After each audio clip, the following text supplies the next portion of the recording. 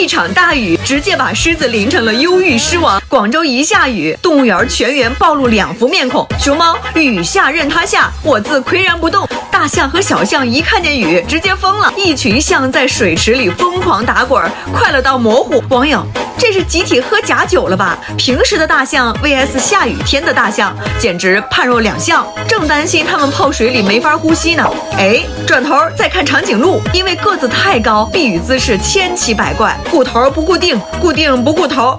网友，不是说至今没发现个子高的坏处吗？狮子更好笑，因为毛太长，淋透之后全程耷拉着头，主打一个嘴硬犟种。网友还扒出这只狮子22年下雨就是这副德行。狮子，你知道真发打湿有多重吗？我真想连夜打包回非洲老家。